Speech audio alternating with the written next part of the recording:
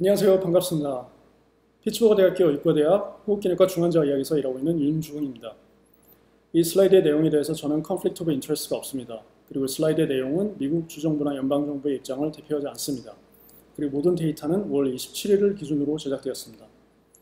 팬데믹 혹은 범유행이란 전염성이 높은 질환이 여러 나라, 여러 대륙에 걸쳐서 많은 사람들에게 지속적인 영향을 끼치는 현상을 말하는데요. 인류가 역사를 만든 이후로 항상 인류는 전쟁과 전쟁 사이 혹은 팬데믹과 팬데믹 사이에서 살아남았다고 해도 과언이 아닐 만큼 우리 곁에는 언제나 전염성 질환들이 있어 왔습니다. 이번 주제를 통해서 저는 미국이 현재 감염자가 가장 많은 나라가 어떤 식으로 방역을 하고 있는지, 그리고 어떤 진단과 어떤 치료 기준을 가지고 있는지, 그리고 앞으로의 전망은 어떤지에 대해서 말씀을 드리겠습니다. 먼저 미국의 현재 코로나 바이러스 상황에 대해서 잠깐 보고 넘어가겠습니다. 아래 그래프를 보시면 미국의 경우 지금 오늘 기준으로 해서 약 170만 명의 환자가 발생했고, 그 중에 5.9%, 즉 10만 명 정도가 사망을 했습니다. 오른쪽에 보시면 미국이 얼마나 많은 전쟁을 치렀고 그 전쟁에서 얼마나 많은 사상자가 나왔는지가 나와 있는데요. 보시면 코로나 바이러스로 인한 사망자 숫자가 한국 전쟁과 베트남 전쟁을 합한 사망자 숫자보다 더 많습니다. 그래서 얼마나 심각한지 우리가 알 수 있죠. 네, 다음으로는 중환자실에 들어온 코로나 바이러스 환자를 저희가 어떻게 치료하게 되는지를 설명을 드리겠습니다. 많은 경우 환자가 병원에 입원했을 때 일반적으로 산소를 끼고 지내지만 심한 경우에는 중환자실로 와서 집중 치료를 받아야 되는 경우가 생깁니다. 약 20% 정도가 그런 환자들인데요. 그럴 때 저희가 급성 호흡기 증후군, Acute Respiratory Distress Syndrome이라고 하는 그런 질환과 싸우게 됩니다. 하지만 저희가 예전부터 ARDS, 급성호흡기 증후군을 치료하던 방법과 지금 저희 코로나 환자를 맞이해서 그걸 치료해야 되는 방법하고 좀 다릅니다. 그래서 사실 처음에는 시행착오가 많았고요. 요새는 이제 혈전 용해제를 쓴다던가, 왜냐하면 코로나 바이러스 환자에서는 특별히 이제 다리나 아니면 폐나 심지어는 뇌에도 혈전이 생기기 때문에 그런 용해제를 쓴다든가 하는 여러 가지 변용된 그런 치료를 하고 있어서 현재는 중환자실의 사망률이 예전보다는 높지 않습니다. 그리고 또 저희가 언제 어떻게 퇴원시켜야 되는 것도 큰 문제가 되고 있는데요. 미국은 전통적으로 환자들을 빨리 퇴원시키는 것을 원칙으로 하고 있고, 퇴원을 시킬 때 집으로 바로 안 보내고 너싱홈이라든가 아니면은 리해빌리테이션 센터로 보냅니다. 거기서 환자가 좀 더 안정된 다음에 집으로 가죠. 근데 코로나 바이러스 같은 경우에는 저희가 만약에 환자를 집으로 빨리 보내면 집에서 다시 증상이 릴랩스해서 돌아가시는 경우도 있고요. 그리고 또 너싱홈이나 아니면 그 재활센터, 리해빌리테이션 센터로 빨리 보낼 경우에는 그 환자들이 거기서 감염을 또 전파시켜서 또 지역 감염이 일어날 수가 있습니다. 그래서 그런 것들 때문에 저희가 또 시행착오를 겪고 있고, 그리고 지금은 제도를 많이 바꿨고요. 또한 연명치료를 해야 되는가, 과연 저희가 CPR을 해야 되는가에 대한 질문에서도 예전에는 많은 환자들에게 CPR을 시행했지만 지금의 경우에는 사실은 그 CPR을 함으로써 더 에어로졸이 많이 나와서 감염 위험이 훨씬 높아지고, 또 연세가 있으시고 여러 가지 각종 질병이 있는 분께서 코로나에 걸리면 그 상태에서 기관 삭관을 하게 되면 생존 확률이 아주 떨어진다는 것을 알기 때문에 환자들의 자신들의 어떤 삶의 질에 가장 걸맞는, 가장 맞는 선택을 할 수 있도록 저희가 도와주고 있습니다. 그런 쪽도 방향이 바뀌고 있고요. 아래쪽에 보시면 미국의 지도가 있는데 파란색은 중환자실이 있는 곳이고요. 노란색은 중환자실이 없는 곳입니다. 보시다시피 상당히 많은 카운티에서 중환자실이 없습니다. 그래서 과연 우리가 충분한 중환자실 병상을 가지고 있는가, 충분한 인공호흡기를 가지고 있는가, 이런 것들도 되게 중요하게 저희가 생각해야 되는 것들입니다. 네, 다음으로는 현재 사용되어지는 약물 치료에 대해서 간단하게 말씀드리겠습니다. 여기 테이블이 약간 좀 큰데요. 보시면 이제 몇 가지 약들을 저희가 이제 실제 임상에서 쓰고 있는 것들이 있는데, 지금 처음엔 썼다가 또 시행착오 때문에 지금은 안 쓰고 있는 약들도 꽤 있습니다. 안 쓰고 있는 약들은 위에서 보시면 하이드록시 클로로퀸이라고 항말라리아 약인데요. 이 약은 처음에는 상당히 많은 나라에서 다양한 환자들에게 썼었습니다. 하지만 이 약이 사실 가장 최근에 나온 클리니컬 트라이얼에서는 사망률을 높인다는 보고가 있어서 이제는 많이 쓰지는 않고 있습니다. 일부 클리니컬 트라이얼에서는 아직도 쓰고 있고요. 스테로이드는 처음에 잠깐 썼다가 요새는 그렇게 많이는 안 쓰고요. 그리고 로피나빌 리토나빌은 사실 후천성 면역 결핍증 HIV에 대한 약입니다. 이 약 또한 지금은 쓰지 않고 있습니다. 에비간도 RNA 폴리머리즈 이니비터인데 현재는 활발하게 쓰지 않고 있고 예전에 중국에서 잠깐 썼었습니다. 액탐라는 인터루킨 6 이니비터입니다. 이 약은 안티 인플라마토리 에이전트로서 약의 이제 활용도는 정말 중증의 코로나 바이러스 환자가 사이토카인 스톰이라는 인체의 자기 자신의 면역이 너무 강해서 생기는 그런 질환을 좀 약간 낮춰주는 역할, 질환의 강도를 낮춰주는 역할을 하는데요. 이 약은 사실은 제가 임상에서 써본 결과로는 늦으면 효과가 없습니다. 정말 빨리 써야 돼요. 그래서 그런 좀 제한적인 문제가 있고요. 그래서 좀 어떻게 보면 미리 좀 써줘야 된다는 것, 그런 게 있어서 많은 환자들한테 쓰이지는 않습니다. 그리고 콜키친도 잘 안 쓰고 있고, 렘데시비르가 이제 가장 유망한 약 중에 하나인데, 이 약의 작용 기전은 이제 RNA 체인이 합성될 때 거기에 아데노신이라는 어떤 염기를 대체해주는 역할을 해서 합성을 막아줍니다. 그래서 이 약이 휴먼 트라이얼에서 어느 정도 효과가 있었는데요.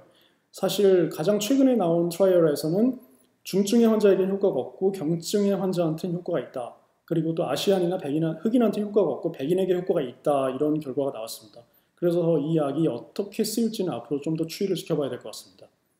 마지막으로 컨발레센트 플라즈마라고 하는 것은 이제 코로나 바이러스 걸렸다고 회복된 환자들에서 혈장을 추출해서 그 혈장을 지금 액티브하게 인펙트된 환자한테 주입하는 방법입니다. 이 방법은 사실 미국의 병원들이나 한국 병원에서도 실시를 했었는데 어느 정도 효과가 있다고 알려져 있고요. 아직 대단히 클리니컬 트라이얼은 되지 않고 있습니다. 네, 다음으로는 현재 진행 중인 백신에 대해서 간단하게 말씀을 드리겠습니다. 여기 마찬가지로 테이블이 있는데요. 맨 왼쪽에 보시면 어떤 테크놀로지, 어떤 쪽에 대해서 백신을 만들 건지가 나와 있고요. 그리고 두 번째, 세 번째 칼럼 같은 경우에는 임상 전에 어떤 액티비티들을 어떤 회사가 하고 있는지, 그리고 임상 실험에 돌입한 회사들이 어떤 것들이 있는지를 보여주고 있습니다.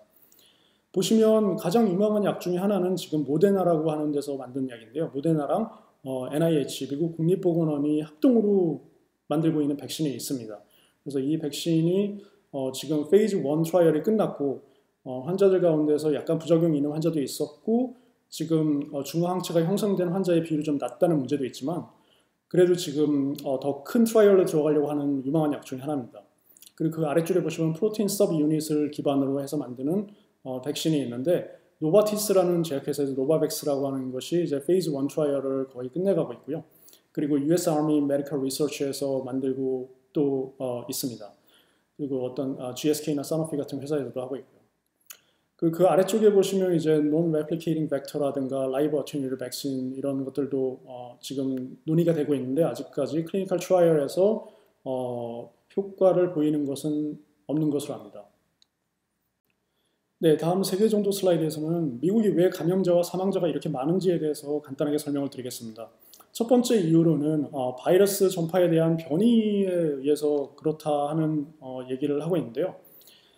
여기 왼쪽 보시면 바이러스가 어떤 변이를 가지고 있는지 어떤 형제들이 있는지를 보여주고 있는 동그란 그 서클 모양의 그래프가 있습니다. 그리고 오른쪽 위에 보시면 각 대륙별로 지금 글자가 조금 작은데 각 대륙별로 어떤 종류의 스트레인이 많은지를 또 보여주고 있는 파이 차트가 있고요. 그리고 아래쪽에는 지도가 있습니다. 먼저 보시면 B번 그래프를 보시면요. 왼쪽 위에 있는 게 이제 노스 아메리카, 그러니까 미국을 포함한 이제 북미 지역인데 그 지역에서는 그 색깔이 어떤 색이냐면 GH랑 G 클레이드가 제일 많고 그 다음에 S가 많습니다. 유럽은 약간 달라서 GR 클레이드가 많고 그 다음에 G 클레이드가 많습니다. 오른쪽 위에 보시면 아시안 컨트리가 있는데요. 한국이나 일본 이런 나라들을 포함한 나라죠. 약 79개의 변이가 발견됐는데 아시안 컨트리에서는 주로 S나 O 클레이드가 많고 그리고 L 클레이드가 그 다음으로 따라갑니다. 그래서 이런 걸 보면 미국이나 유럽 그리고 한국을 위시한 이제 아시아 국가들의 어떤 바이러스 변이가 다르다는 것을 알 수 있습니다. 남미나 호주 혹은 뉴질랜드에서는 아직 보고된 베리언트 숫자가 적어서 이 구성을 말하기 힘든 상황이지만 남미나 아프리카는 각각 북미나 유럽에서 영향을 받았고 호주나 뉴질랜드는 아마도 아시아에서 영향을 받았을 확률이 높을 것 같습니다.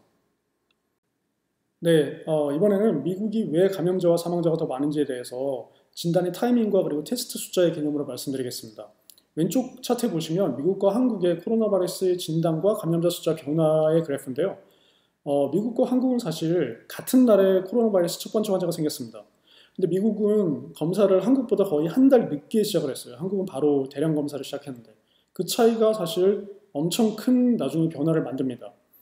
그리고 두 번째 B 그래프 보시면 코로나 바이러스가 얼마나 양성이 나왔는가 각 나라별로 이제 그래프를 그려놓은 건데요. 위에서부터 보시면 많이 양성이 나온 나라가 위쪽에 있고 적게 양성이 나온 나라가 아래쪽에 있습니다. 우리나라를 보면 약 1% 좀 넘게 그 정도만 양성입니다. 그러니까 엄청 많은 테스트를 했다는 얘기죠. 다른 말로 바꾸면.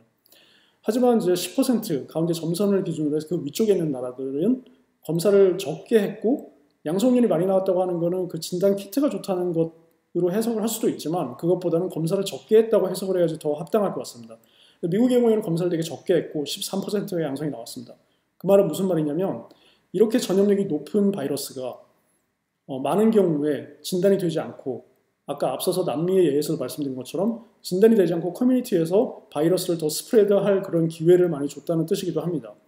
그래서 이런 것 때문에 사실 진단을 더 일찍 할수록 전체 감염자 숫자를 줄일 수 있었으며 그리고 진단을 더욱 폭넓게 할 필요가 있었다라는 결론을 내릴 수가 있습니다.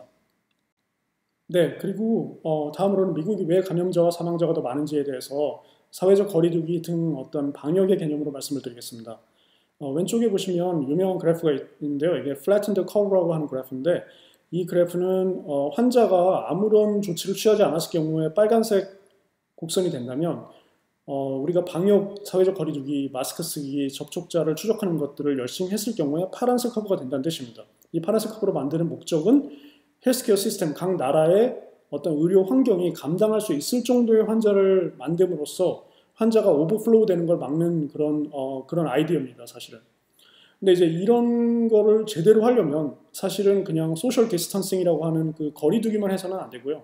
개인적인 방역, 마스크를 쓰기, 그리고 테스팅을 많이 하기, 그리고 접촉자를 추적하는 것들, 컨택트 트레이싱이라고 하는 건데 그런 것들을 병합을 해야지, 그런 걸 병용을 해야지만 이런 커브를 만들 수 있다는 그런 최근의 리서치 결과가 나왔습니다. 그래서 이제 그런 것들을 사실 미국이 어떤 문화적인 이유로 개인의 프라이버시를 존중하는 그런 이유 때문에 접촉자 추적과 마스크를 씌우는 것 그리고 거리두기를 빨리 못했던 것이 또 감염자와 사망자가 많은 원인이 아닌가 생각합니다. 네, 다음으로는 리오프닝에 대해서 말씀드리겠습니다. 미국도 사실 여러 비즈니스들이 문을 닫으면서 경기가 많이 침체가 되어 있는데요. 그 침체 때문에도 그렇고 이제 사람들이 뭐 문을 열어달라고 요구를 하는 경우도 많고 그래서 이제 정부 차원에서도 점진적인 리오프닝을 시도를 하고 있습니다. 지금 현재 전체적으로 오픈된 주가 이제 37개고요. 아직도 리오프닝이 안 된 주가 11개 주 정도 됩니다. 그래서 6월 초나 중순을 기점으로 대부분의 주들이 리오프닝을 할 것 같고요.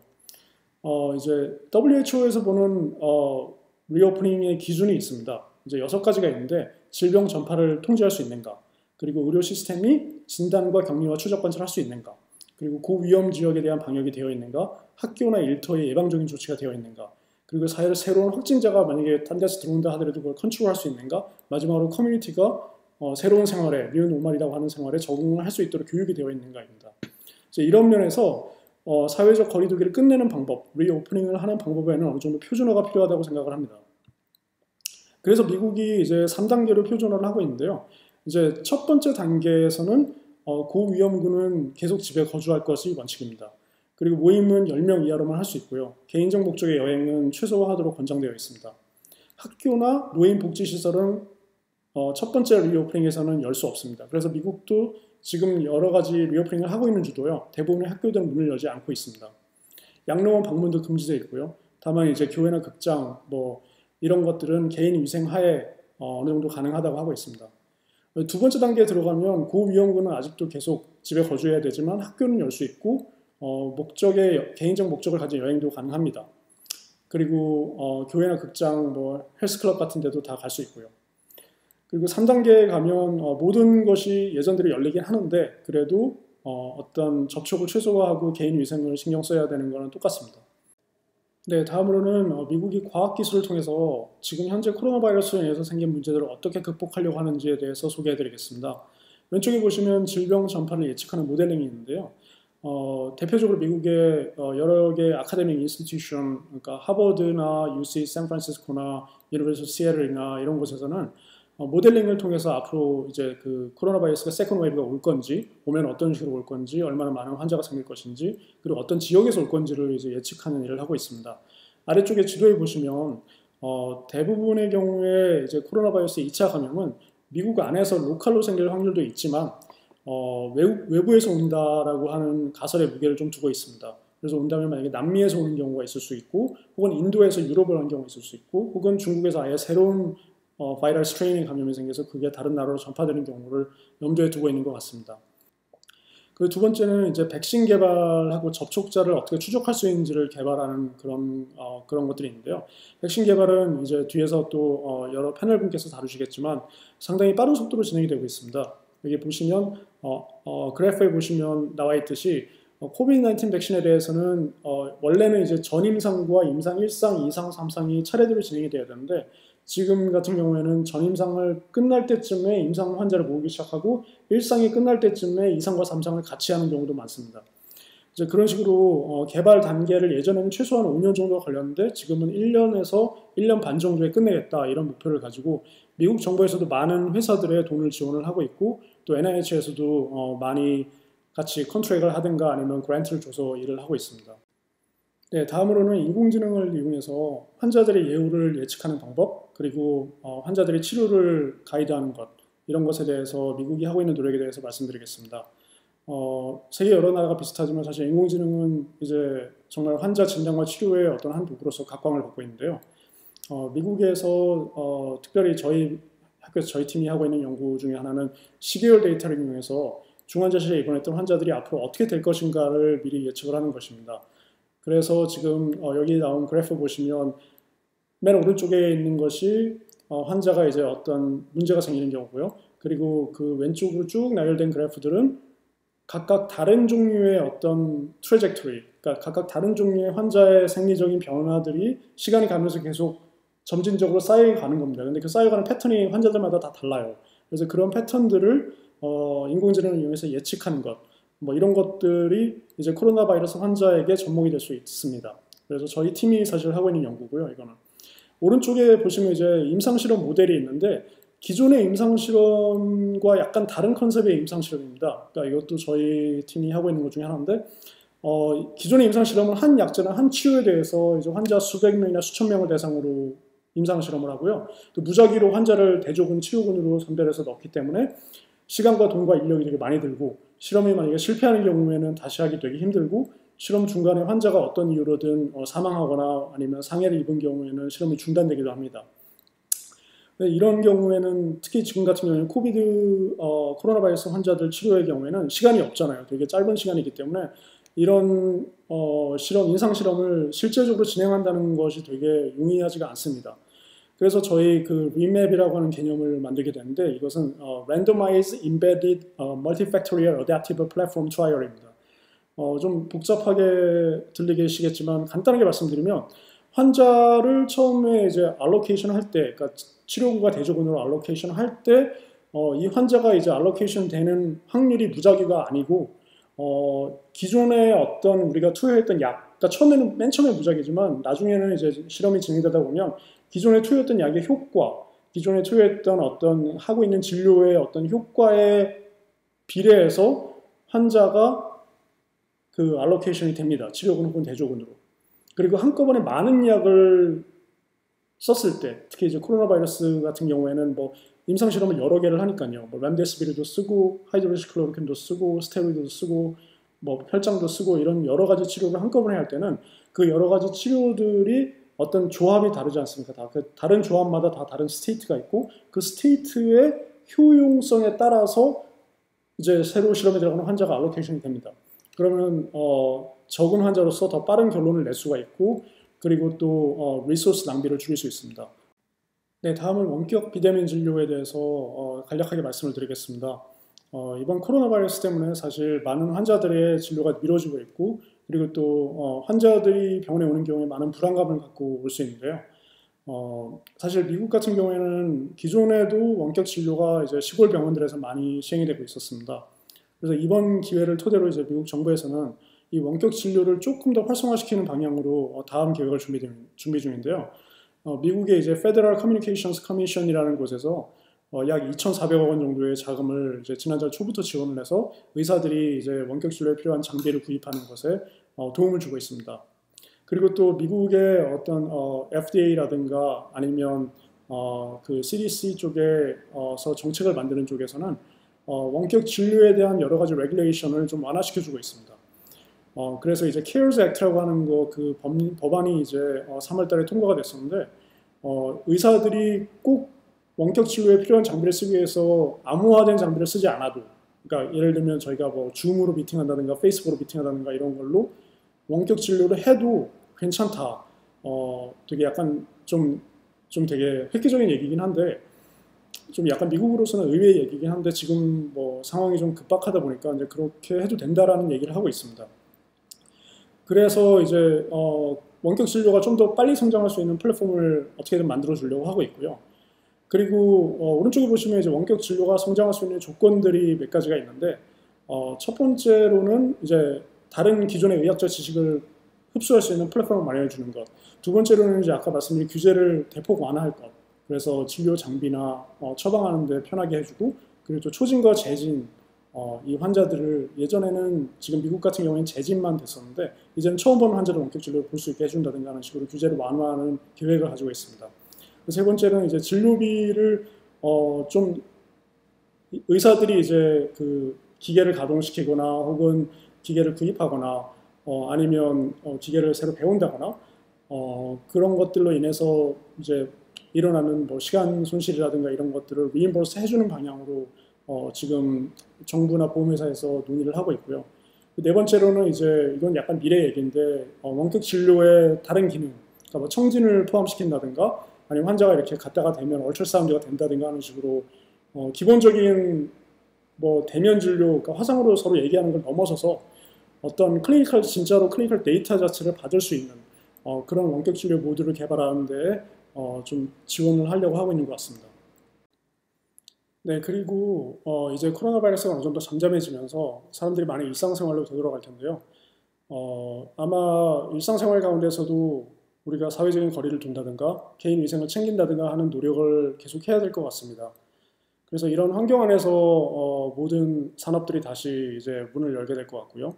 그리고 이 기반에는 그 아래에는 저희 과학기술적인 노력이 아마 계속 되어야 할 것 같습니다. 예측을 위한 노력, 모델링이라든가 아니면 진단과 치료를 위한 약물과 백신 개발이라든가 하는 그런 등의 노력이죠. 네, 제 톡은 여기까지고요. 관심 있게 들어주셔서 감사합니다. 질문 있으시면 토론 시간이나 혹은 제 이메일로 부탁드리겠습니다. 감사합니다.